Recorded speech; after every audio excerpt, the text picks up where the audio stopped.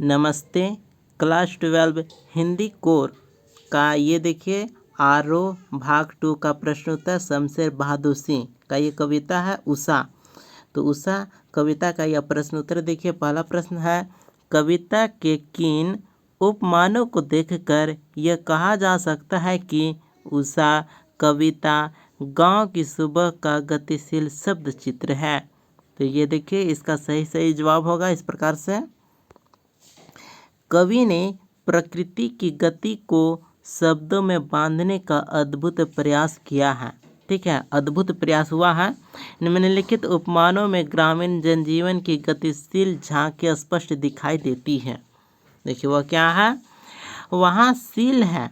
ठीक है, गांव में क्या है, वहाँ सील है, राख से लिपा हुआ चौका है और है स्लेट की कालीमा पर चाक से रंग मलते अदृश्य बच्चों के नन्हे हाथ। ठीक है, यह एक ऐसे दिन की शुरुआत है जहाँ रंग है, गति है और भविष्य की उजास है। ये शब्द चित्र गतिशील क्रिया का संपादन करते हैं, अर्थात पहले चौका लिपा जाता है, फिर सील रखी जाती है, उसके बाद बच्चों के हाथों स्लेट दी जाती है। ये गतिशील झांकी है। देखिए दूसरा प्रश्न है भोर का नभ। ठीक है, राख से लिपा हुआ चौका अभी गीला पड़ा है। ठीक है, राख से लिपा हुआ चौका जो अभी गीला पड़ा है। नई कविता में कोष्ठक, विराम चिन्हों और पंक्तियों के बीच का स्थान भी कविता को अर्थ देता है। उपयुक्त पंक्तियों में कोष्ठक से कविता में क्या विशेष अर्थ पैदा हुआ है समझाइए। जो है अभी गीला पड़ा है, जो राख से लिपा हुआ चौका जो अभी गीला पड़ा है, इसका क्या अर्थ होता है। तो देखिए अर्थ क्या होता है, उत्तर में देखिए क्या है। नई कविता में कोष्ठक, विराम चिन्हों और पंक्तियों के बीच का स्थान भी कविता को नया अर्थ देता है। यह अतिरिक्त जानकारी, पंक्ति का महत्व आदि की जानकारी प्रदान करता है।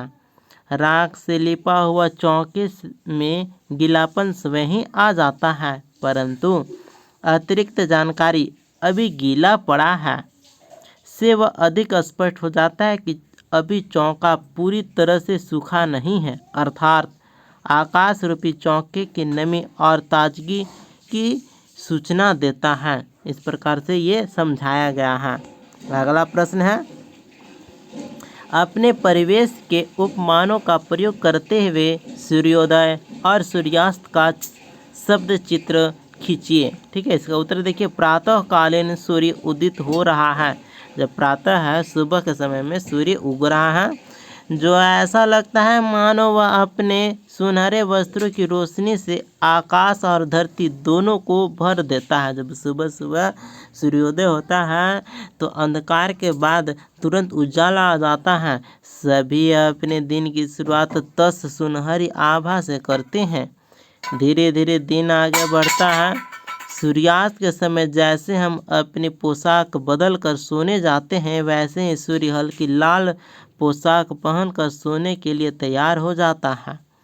उसे देखकर सभी अपने दैनिक कार्य समाप्त कर सोने की तैयारी करने लगते हैं। यानी सूर्य के उदय के साथ ही हमारा कार्य शुरू हो जाता है और सूर्यास्त के साथ ही हमारा कार्य समाप्त हो जाता है और हम सूर्य ढलने के बाद सो जाते हैं। तो यही शब्द चित्र का अर्थ हुआ।